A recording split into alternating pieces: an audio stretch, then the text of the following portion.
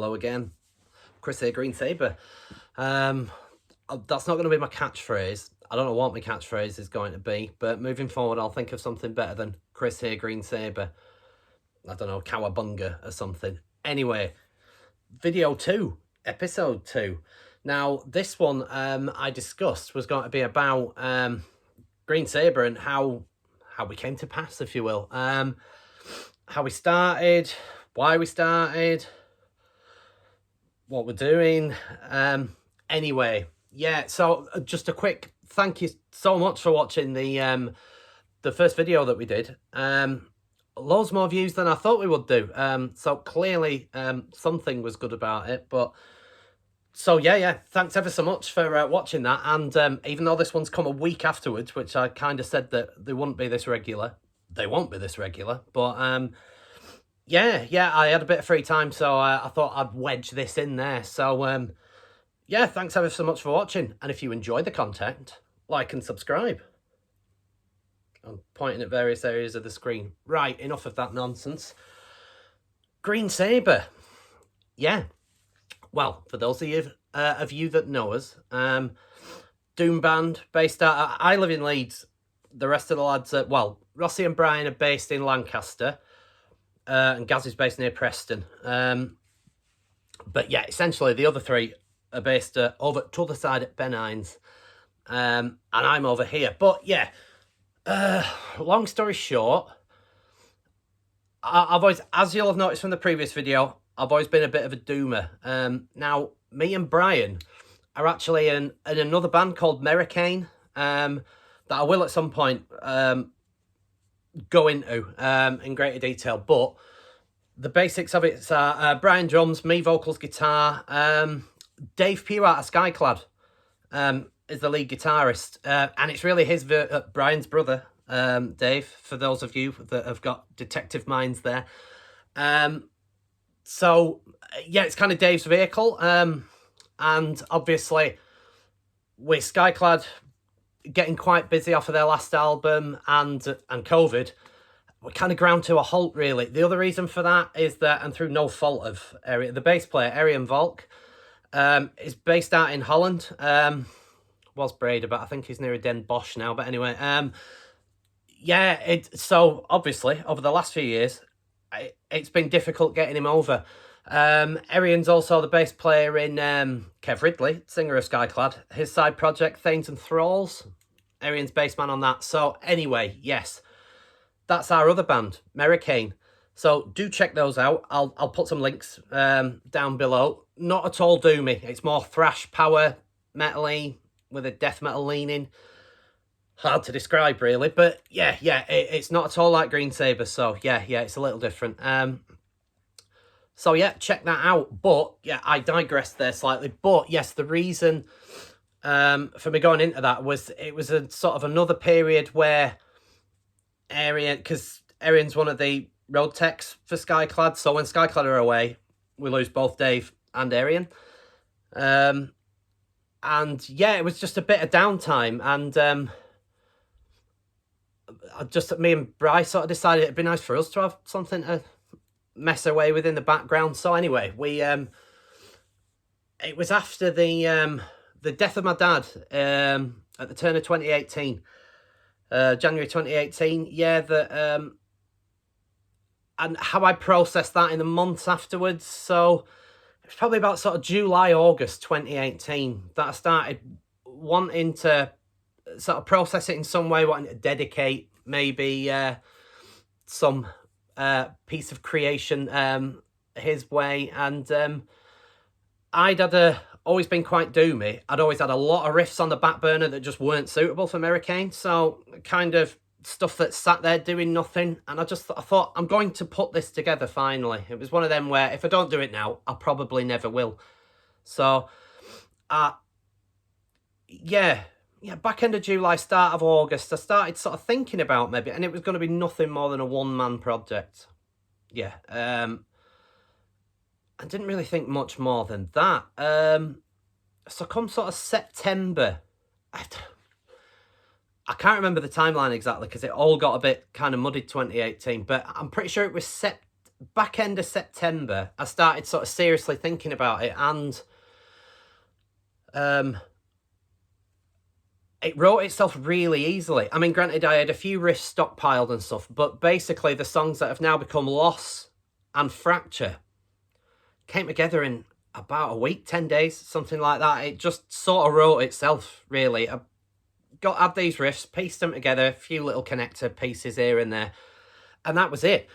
There was another song that I wrote at that time, which we're actually rehearsing again now to do on the new stuff that's going to be coming in a while, called Green, which was a kind of titley tracky thing, if you will. But that's quite different. Obviously, the really slow modelling doomy stuff of Loss and Fracture. Green's got a lot more of a stoner, almost Corrosion of Conformity, Deliverance era vibe to it. So those three were good to go. And like I said, it was about a week, 10 days that they were written and done, really, just on my own. I need to remind you there.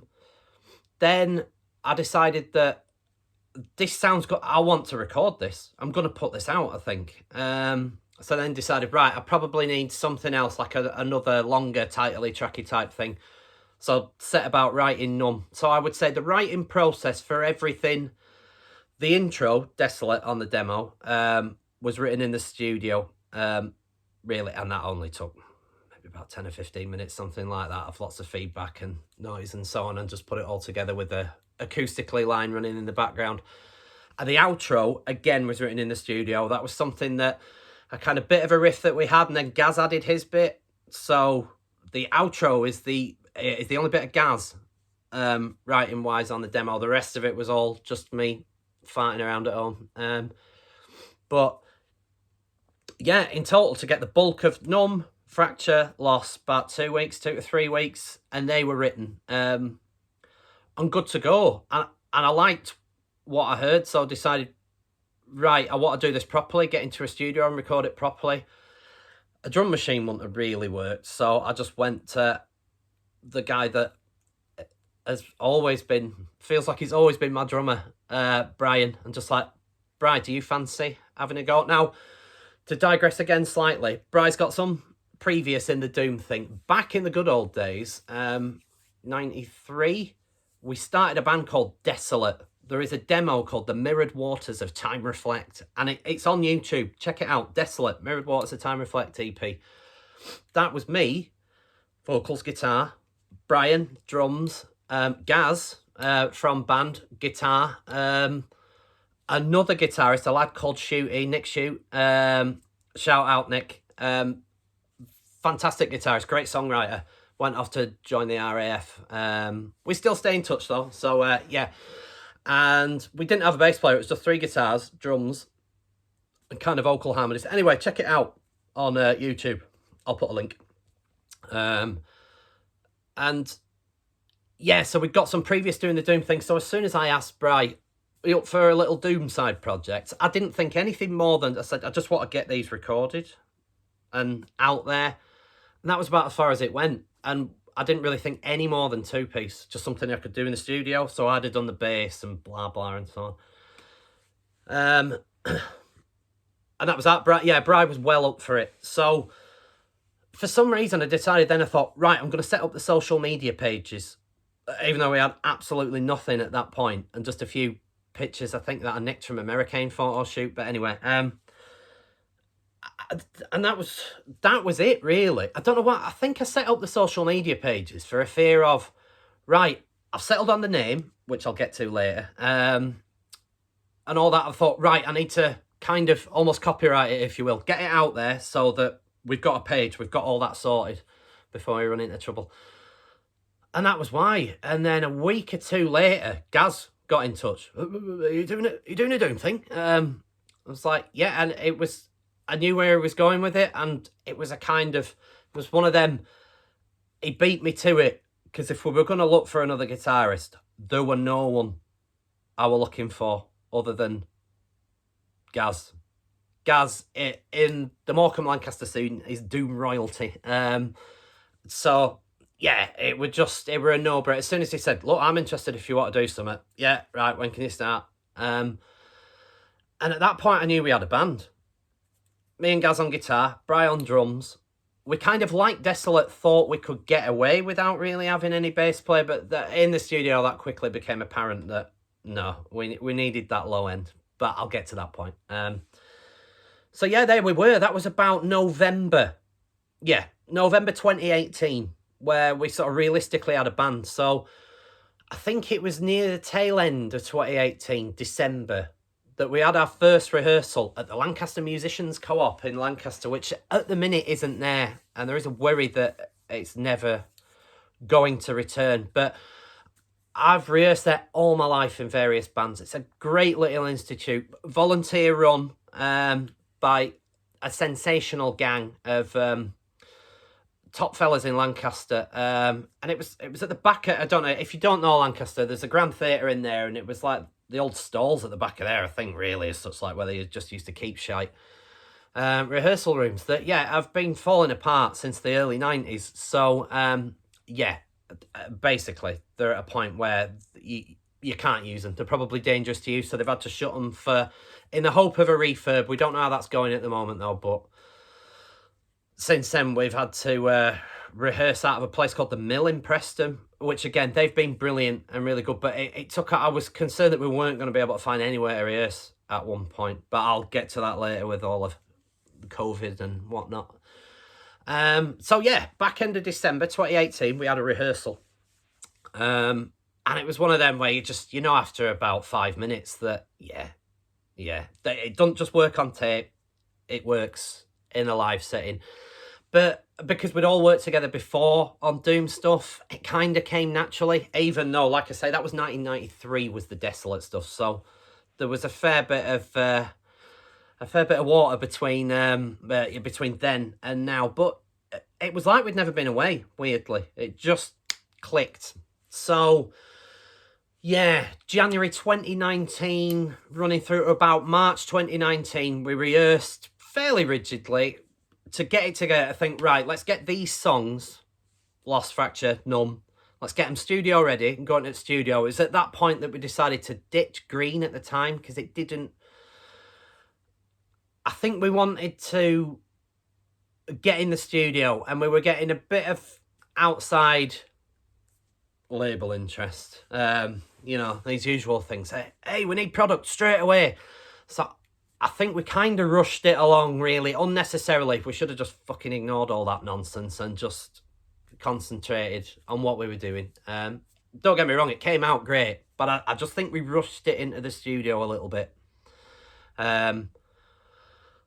So yeah, back end of March, we thought, right, let's get some studio time booked. Now we booked the studio time with the fabulous Mick Armistead, engineer, and straight away he knew what we wanted. We just basically had to sort of, I think I played him In Our Blood, Yob, said something along them lines, and he got, all right, yeah, got it, and yeah, perfect. But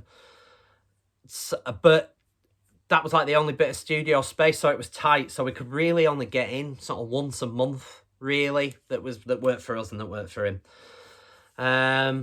So yeah, probably maybe start of April, or was it May? I think I've written, let me consult the CD. Reading glasses on. I've recorded May to December 2019. I think we might have started in April, in actual fact, so this is a lie. Don't believe everything you read, children. But anyway, yeah. Anyway, it was either back end of April, start of May. We went into the studio and started recording it. And yeah, it just went really well. It took a long time because we were only in once a month. But yeah, felt like it went brilliantly. And again, the process when we were in there was really easy. We kind of live tracked the 3 main songs, and all of them, like, we clicked them, and it was all it was like me stood there going, no, slower, no, slower, to the point, I think it was Fracture that was so hard to do, because it was at a point where that beat was it's a kind of beat that works at a slightly faster tempo, but the song doesn't, and it needs to be at that grinding tempo. And yeah, that was quite hard to put down, was Fracture. But yeah, so we got them down and then worked the intro and the outro out and around that. And it was about at that point that I started writing lyrics, because they're always the fucking last thing that goes on. Because I can't stand writing lyrics, if I'm honest. I find it difficult, laborious, and I always read back, think, right, okay, I thought they were quite good. And I'll read them back and think, oh, Jesus, fuck, what made me think they were? But anyway, I hate writing lyrics. So they're the last thing that went on. I had good subject matter to go from. So yeah, in the studio, getting all that, and we're sort of thinking we could probably transpose this live. It was when we were recording it in the studio, we thought this is too good not to play live. So we realised then that we needed a live setup. And the only bass player that we kind of knew in contact with at the time was Arian Mericane, based in Holland, of course. But logistically, we sort of thought, if we can get him over from Mericane, we can...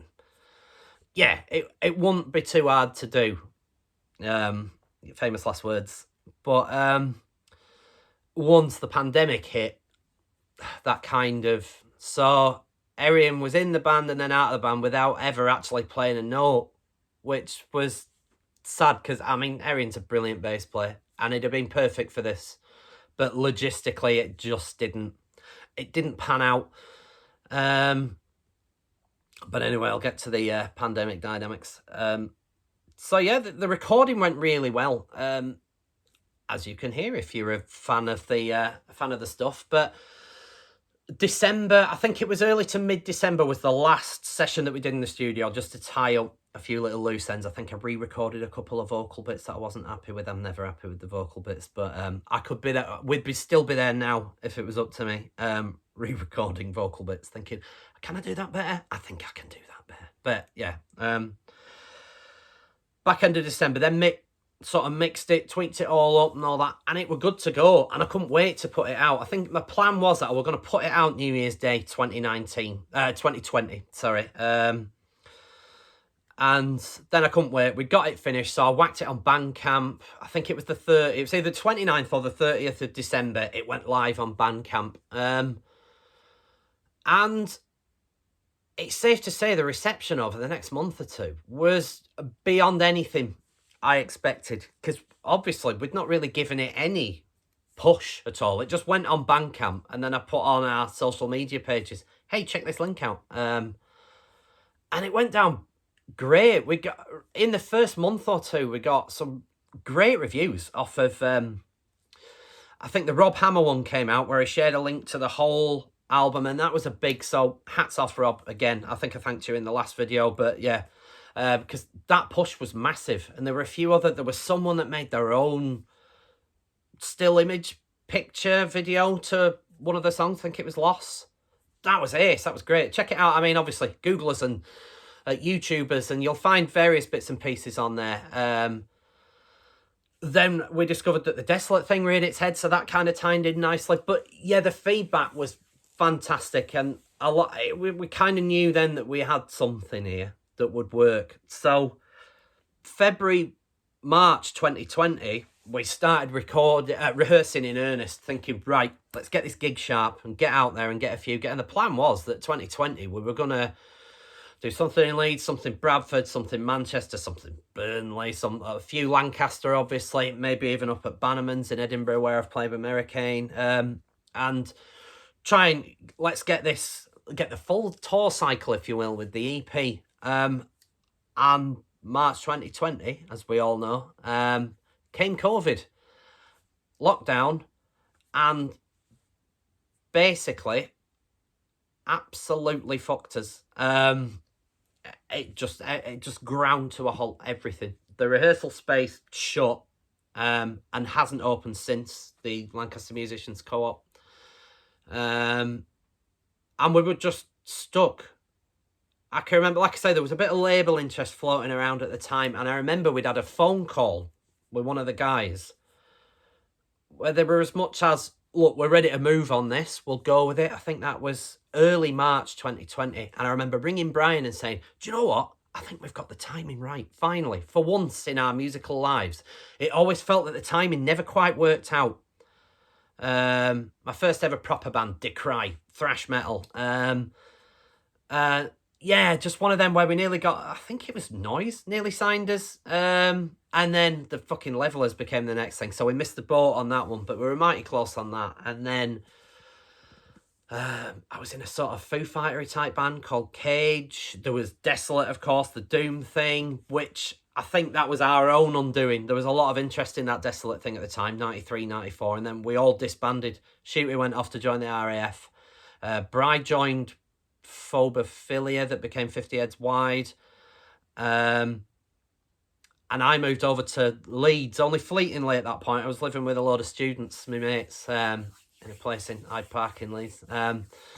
So yeah, we disbanded right at the point, I think, where we probably could have done something. But anyway, the rest is history, so to speak. That never happened. Yeah, I was in this Foo Fighter band called Cage with Dave Pugh out of Skyclad when I moved back from Leeds, sort of 95, around that neck of the woods. Through then Cage became Vibration White Finger, which was a nu metal type band, which became Merricane, and we were kind of nu metal really for years. Disbanded, got back together, and since we got back together, we've definitely been a more thrashy power metal vibe. But anyway, enough about that. So yeah, we were stuck with COVID. We just had to grind to a halt. So it felt like all that momentum that we'd just built up just crashed and burned. It was during that time that we realised, once the lockdown measures sort of eased up a little bit, we could start getting back to rehearsing in some way, shape or form. We didn't have a rehearsal studio because, like I said, the Lancaster place just never opened up. So for months, it wasn't until January 2022. Yeah, January 2022 this year that we finally got this Preston place sorted for rehearsals. But between them, it was just like going out, me going out of Gaz's and that kind of thing. And we realised at that point that the Aryan thing in Holland just wasn't going to work because he couldn't travel over here. We couldn't travel to there and stuff. So we recruited ex-Merricane bass player, ex-Desolate guitarist who came in to replace me in actual fact in Desolate when I fucked off in 94. Rossi. It was just a natural fit. And again, with him, first rehearsal that we did, we knew it was a peach. And yeah, we went from there basically. So COVID happened, nothing happened during that time. And then January 2022, when we finally sorted out this Preston rehearsal space, and it started to look like gigs were going to start happening in earnest again, that we finally got going. So for any of you out there thinking, well, the demo came in 2019, why the fuck's it taking you this long to... We basically had 18 months where we did fucking nothing. And there was very little we could do about that. So, yeah, if you can imagine that these few gigs that we've done this year, that should have been 2020. Gigs have been quite hard to come by, we've realised, since. And I think it's because the places have opened up and if they don't know you, then you can figure... I find I've had a succession of trying to get in touch with venues to book something and they just never get back to me. So I'm trying to get in with a few promoters and a few bands that have labels and stuff. It's a very slow process, but we're getting there. First ever gig that we did was support to Clamour and Auger, or Auger, I'm not quite sure how you pronounce that, so sorry guys. In Blackpool at the Waterloo, fantastic, and what a way to open, and we were on fire that night. We had a really good gig, to be fair. It was only 3 songs, half an hour, but yeah, that went brilliantly, and we got a lot of good feedback from that, which led on to us getting a gig at the pub in Lancaster via a cancellation. We supported a band called Callous, fucking great band, good lads as well. And that was great. That was our first hometowner, if you will. And yeah, went really, really well, did that. And then, yeah, we've sort of been trying to do gigs ever since, really, with little or no success. But there are 2 coming up. We're supporting, I'll announce one of them anyway. We're supporting Thanes and Thralls at the Bobbin in Lancaster on the 9th of December. It's a Friday night. So if you're in the Lancaster area, get yourselves there. I think we'll be playing about 45 minutes at that one as well, potentially. And then there is a gig which I won't announce yet because we're just in the throes of getting it sorted. But looks like it's either going to be January or February. Probably January, though, 2023. Again at the pub in Lancaster. We'll be support again. And I'm really excited about that. But that's all I can say at the moment. But yeah, so we've got a few irons in the fire finally. So we're getting there. And yeah, that's about it. I suppose going back, I was going to talk about the name, because the name Green Sabre and the logo, we've had a bit of mixed reception on that one. And I'm not really asked, because it's a name that kind of meant a lot to... For any of you gamers out there, you'll know the link. Green Sabre, it's from Grand Theft Auto San Andreas, which is one of my favourite games of all time. And I spent many a stoned hour on that, listening to doom metal whilst playing that. So there's a huge connection for me between that game. I know there's no doom metal on the soundtrack and that kind of stuff, but it's what I was listening to at the time and playing it to death when it came out. I'm just getting really boxed playing it. So, and it was one of them, it was nearly called Catalyst after one of the missions, Catalyst or something like that. And then I realised that I preferred the Green Sabre because it had a bit of a, you know, like Black Sabbath, Deep Purple, Green Lung, and that kind of thing. So I thought, yeah, let's have a colour in our name, because it was a sort of homage to that, and green, of course, with the smoking. So I thought that kind of worked. But also that mission, the Green Sabre mission in Grand Theft Auto San Andreas, is sort of about, it's the culmination of betrayal and loss and the grief and anger and the reaction to that. So I felt it worked with the subject matter of what we were doing. So it worked on a whole lot of levels. So that was it. Green Sabre was decided.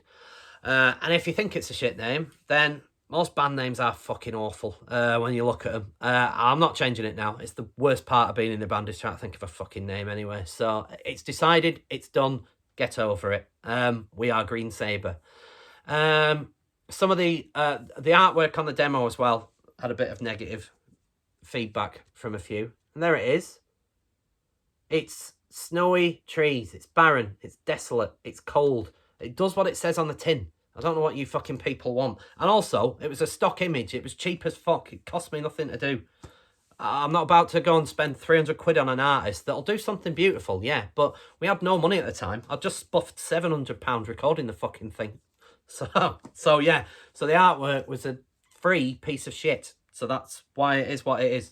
So stop whining. Yeah.